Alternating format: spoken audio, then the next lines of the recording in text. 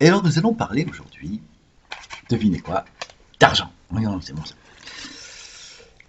Bon, plus sérieusement, nous allons nous entretenir à propos donc de paralogisme. Alors, qu'est-ce qu'un paralogisme? Pour ceux qui ne sauraient pas, il s'agit d'un raisonnement qui paraît logique.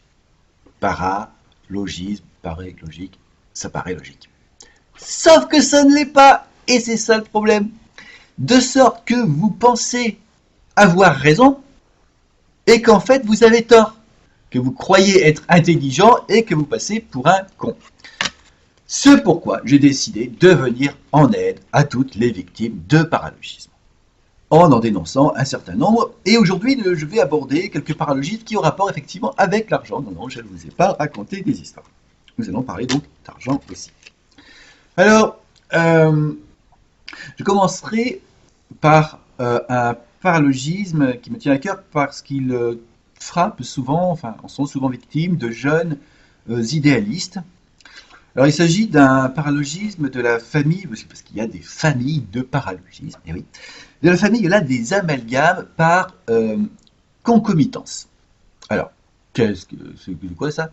Eh bien, vous allez voir, c'est très simple. Hein. Supposez qu'il y ait un crime horrible qui vient d'avoir lieu. Bon, vous vous rendez, vous comprenez ce qui se passe sur les lieux du crime. Bon, on ne sait pas pourquoi ça a eu lieu. Puis un peu plus tard, il y en a un autre encore, pareil, vous arrivez sur les lieux du crime. Puis à chaque fois que vous arrivez sur les lieux du crime, vous rencontrez une personne qui est toujours là, sur les lieux du crime, spécialement là.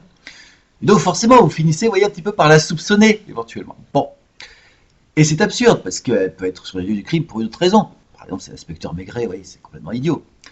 Et pourtant, beaucoup se font avoir avec ce paralogisme. Et en l'occurrence, donc, nos jeunes idéalistes. Alors, comme ils sont jeunes, eh bien, vous savez, ils découvrent donc le monde et ils finissent par s'apercevoir un beau jour du truc, quoi. La grosse découverte, le choc, quoi. Il y a plein de problèmes dans le monde. Et alors, par exemple, je vais parler de la criminalité, voilà, par exemple des vols simplement. Pourquoi il y a tant de gens qui cherchent à voler, à nous escroquer, en particulier il y en a qui arrachent, c'est horrible, les colliers en or des vieilles dames, leur laissant une cicatrice douloureuse, béante. Mais pourquoi ils font ça? C'est pas gentil, quoi, hein? Eh bien, comme vous savez, ce n'est pas pour porter le collier parce qu'ils sont jaloux, ils voudraient le porter aussi. Non, c'est pour le revendre. Devinez pourquoi? Pour, évidemment, gagner de l'argent. Bien. Évidemment, là, tout le monde se pose la question. Que fait la police, bien sûr, hein? Et c'est là que notre jeune idéaliste, d'ailleurs, va s'apercevoir, va avoir son second choc. Il va s'apercevoir que la police, souvent, dans beaucoup de pays, en tout cas, elle est corrompue, ce qui pose évidemment un problème pour lutter contre la criminalité. Et pourquoi est-elle corrompue, la police, Devinez pourquoi. Et oui, parce que il y en a beaucoup, ils sont tentés par l'argent, tout ça. Voilà, et puis notre jeune va voir qu'il y a plein de conflits aussi, souvent. Alors souvent, il y a des problèmes, des conflits entre les gens pour des histoires d'argent, d'ailleurs. L'argent pollue, quoi, les rapports humains. D'ailleurs, à propos de pollution, pourquoi il y a tant de pollution aussi, Devinez pourquoi? Parce que mais non, c'est pas parce que les gens sont méchants qu'ils sont fâchés avec la nature, c'est juste pour gagner et oui, l'argent. Et vous comprenez qu'à ce moment-là, évidemment, le sang de notre gentil jeune idéaliste ne fait plus qu'un tour, là. Il est forcément tenté de fustiger cet argent, ce fric, quoi, et peut germer après l'idée, mais alors, si on supprimait l'argent, ça irait mieux, Et pourquoi pas donc une société sans argent, et c'est une idée qu'on voit périodiquement refleurir d'ailleurs sur les forums de discussion. Et vous, là, qui m'écoutez, bien sûr, vous avez compris l'erreur de notre jeune idéaliste, qui est d'avoir accusé l'argent parce qu'il était là à chaque fois présent sur les lieux du crime, alors qu'il n'est pas la cause. En fait, pourquoi est-ce qu'il est toujours là, l'argent? Tout simplement parce que dans notre système économique, il est nécessaire pour pratiquement tout, quoi. Donc forcément qu'on le retrouve partout. En réalité, la cause des problèmes, c'est quoi? C'est pourquoi les gens veulent gagner tant d'argent, en fait. C'est ça, la soif de richesse, ce qu'on appelle la cupidité, vouloir avoir une belle voiture, une belle maison, voilà, le matérialisme. Ce sont eux les coupables. Et vous voyez donc qu'il serait vain, c'est pas ça la solution, de supprimer l'argent qui n'est qu'un moyen d'échange. Le système économique, non, ce qu'il faudrait, c'est changer l'homme, en fait. Voilà. Alors si vous pensez que ce que je viens de dire est frappé au coin du bon sens, peut-être même ne m'avez-vous pas attendu pour penser cela, vous vous réjouissez donc sans doute, à juste titre, d'être moins con que d'autres en ayant échappé donc à ce paralogisme. Eh bien, je vais vous annoncer maintenant que vous êtes quand même encore un peu crétin parce que vous venez d'être victime à l'instant même d'un autre paralogisme. Et oui, attention, un paralogisme, c'est comme les trains, ça peut en cacher un autre. Mais rassurez-vous, je vais bien entendu vous tirer séant de ce faux pas en vous expliquant ce qui s'est passé. Alors vous venez d'être victime là d'un autre paralogisme plus vicieux, celui-là en effet, il fait, je pense, beaucoup plus de victimes, qui appartient à lui, à la famille des amalgames par polysémie. Alors c'est quoi cette bête-là, ceux qui ne sauraient pas, polysémie, ça vient du grec, plusieurs sens, c'est le fait qu'un mot ait plusieurs sens, rien à voir donc avec la Polynésie. Alors qu'est-ce qui s'est passé au juste? Eh bien, vous avez tenu un raisonnement à propos donc d'un concept qui est parfaitement correct, le raisonnement est totalement juste, sauf qu'à un moment donné, sans que vous vous en rendiez compte, le concept a changé. C'est devenu un autre concept, et si votre raisonnement était valable pour le premier concept, il ne l'est plus avec le second. Sauf que vous ne vous en rendez pas compte, et donc, puisque vous n'avez pas vu le changement, et vous pensez avoir raison, alors qu'en fin de compte, vous avez tort. Alors vous allez dire, mais comment est-ce possible qu'un concept dans notre propre raisonnement comme ça change sans qu'on s'en rende compte, quoi, Eh bien c'est possible parce que pour désigner ces deux concepts, vous avez utilisé le même mot, polysémique. Et quel est ici dans cet exemple, direz-vous, le coupable, le mot en question? Eh bien figurez-vous, je vous donne en mille. Eh oui, argent, encore lui. En effet, lorsque vous dites l'argent n'est qu'un moyen, vous pensez bien sûr à une somme d'argent que quelqu'un peut utiliser aussi bien pour faire le mal, je ne sais pas moi, pour acheter des armes, pour tuer des innocents, ou au contraire, pour faire le bien, pour acheter des médicaments, pour soigner les victimes des connards précédents. L'argent est un moyen et parfaitement neutre, c'est clair. On n'a jamais accusé le couteau du crime auquel il a servi. Sauf que lorsque après vous dites, oui, ça va vite, vous dites, ce n'est donc pas le système économique le problème. Attendez là, attention là, on ne parle plus de la même chose.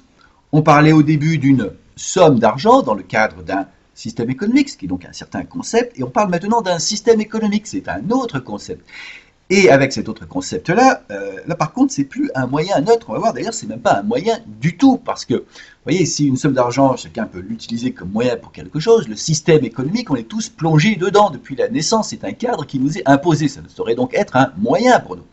Alors, il y a un cas quand même où, effectivement, ça pourrait être un moyen, c'est un peu particulier, vous allez voir, c'est pour un concepteur de société, quelqu'un, en l'occurrence, qui envisagerait de mettre en place une économie de type monétaire, de façon à avoir ainsi une certaine influence sur la population donnée, à solliciter sur un type de comportement, par exemple. Dans ce cas, effectivement, vous voyez, ce serait un moyen, en effet.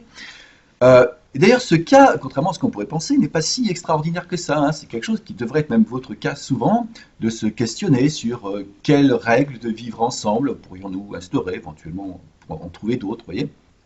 C'est ce qui s'appelle d'ailleurs faire de la politique avec un grand P, et oui. Bon, certes, ça n'arrive pas très souvent, ça devrait, mais bon, voilà. Et alors donc, dans ce cas-là, c'est un moyen, mais par contre, ce n'est pas un moyen neutre. Là. Parce que lorsque vous mettez en place un système économique de type monétaire, ça va avoir des conséquences bien précises. C'est pas ce que vous voulez lorsque vous achetez quelque chose avec de l'argent, vous achetez ce que vous voulez. Là non, ça va être des conséquences bien précises, pas neutres. Et d'ailleurs, lesquelles? Eh bien, lorsque vous introduisez l'argent, qu'est-ce qui se passe qui n'existait pas avant? Eh bien, ça va avoir une conséquence déjà évidente, c'est que puisque par nature, l'argent permet d'obtenir tout ce que l'on veut, eh bien tout le monde, tous les membres de cette population vont désirer obtenir de l'argent, et le plus possible, puisque plus vous en avez, plus vous pouvez faire de choses, plus vous êtes libre, plus cela assure votre sécurité, etc. Donc voilà, vous voyez, c'est pas neutre. Et d'ailleurs, non seulement ça, mais même ça va rendre plus désirable la possession de n'importe quel bien. Pourquoi? Parce qu'en introduisant l'argent, vous facilitez considérablement les échanges, de sorte que la possession d'un bien, via le faire envoyer, en le revendant, en achetant une chose, eh bien, devient le synonyme de la possession de la valeur de ce bien. Donc c'est équivalent à une possession d'argent finalement. Alors qu'avant, la possession d'un bien, ça ne permettait que, enfin principalement, de l'utiliser directement, ce qui, souvent l'usage est très spécifique d'un bien, il n'intéresse pas forcément tout le monde, voyez. Donc, introduire un système de type monétaire, on voit que ça accroît très sérieusement la soif de richesse, en fait, le désir de richesse. Ça a un nom, ça d'ailleurs, le désir de richesse, on en a déjà parlé tout à l'heure, c'est la cupidité. Alors ça, c'est intéressant pour un humaniste, parce que on a vu que la cupidité était la cause de bien des problèmes, si vous vous souvenez. Et donc, parce que ce qui intéresse un humaniste, hein, c'est pas juste de connaître la solution, de dire ouais, je connais la solution, c'est la cupidité, il faudrait changer l'homme. Ça n'avance pas à grand chose, hein, ça fait d'ailleurs des milliers d'années qu'on essaie de changer l'homme. Bon. Non, non, par contre, là, c'est très intéressant pour un humaniste parce qu'on a là un moyen, du coup, de réduire la cupidité qui serait facile à mettre en œuvre. On voit pourquoi? Parce que changer donc de système économique, vous voyez, c'est juste changer de convention sociale. C'est tiens, et si on décidait de jouer à un autre jeu avec d'autres règles? Il n'y a aucune difficulté technique, vous voyez, a priori. Et donc voilà pourquoi ce serait très intéressant. Ça veut dire que si on veut, ouais, pour résoudre les problèmes, eh bien, il suffirait de concevoir une économie qui ne soit pas de type monétaire, parce que ça réduirait considérablement la cupidité. Et c'est assez ironique en fait ce qu'on découvre là, finalement c'est assez amusant, parce que je vous rappelle qu'on avait vu au départ, qu'on avait dit ah mais le problème c'est pas l'argent, c'est la cupidité. Et là, retournement de situation, on s'aperçoit qu'une cause de la cupidité, c'est l'argent. Alors, certes pas une quantité d'argent, vous avez compris, mais bien sûr l'institution monétaire, hein, un système économique monétaire. Si bien que nos braves idéalistes de tout à l'heure, bah, finalement, ils avaient raison. Alors, ils n'avaient pas fait exprès, mais le fait est qu'ils avaient raison. Alors, ne me faites pas dire ce que je n'ai pas dit. Hein. Je n'ai pas dit que il suffisait de supprimer l'argent et que tout allait bien. Hein. Que n'importe quel système économique non monétaire serait préférable à l'actuel. On peut en effet trouver des systèmes économiques non monétaires pires que l'actuel, des trucs horribles, bien sûr, évidemment, c'est possible. Et c'est d'ailleurs là un autre problème, à cause d'un autre paralogisme, c'est-à-dire qu'il y a des gens qui vont dire, bah tiens, regardez, on l'a déjà fait. Alors effectivement, par exemple, au Cambodge, on a fait un système à un moment donné, et c'était vraiment horrible, hein, bon, pour d'autres raisons, évidemment. Et du coup, ils vont dire, bah regardez, donc ça marche pas votre truc. Vous voyez, ça s'appelle un amalgame par généralisation, je pense que tout le monde a compris, hein, il est assez élémentaire celui-là, et pourtant il fait pas mal de dégâts aussi, hein, en nous maintenant dans une cage, enfin bref. Et donc voilà, alors tout ce qu'on vient de voir ensemble, c'est que donc un système économique non monétaire serait nécessaire, pas suffisant évidemment, mais nécessaire pour un monde sensiblement meilleur. Reste à voir évidemment à concevoir un tel système économique de façon à ce que évidemment ça marche bien, il n'y a pas d'autres inconvénients par ailleurs. Alors, je ne vais pas faire ça évidemment aujourd'hui, c'est pas le but, hein, je l'ai déjà fait, je le referai. Pour ceux qui s'intéressent, je vous renvoie à la notion d'économie eucratique, qui me paraît être la meilleure solution que je connaisse en tout cas.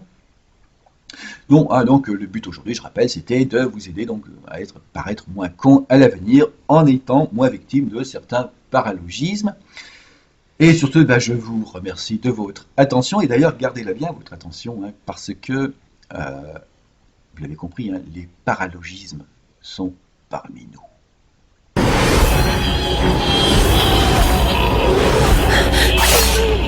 リリア下がって。はい、ベル様。Tu veux combattre les paralogismes là où ils font le plus de dégâts. Rejoins la sauce humaniste rationnelle.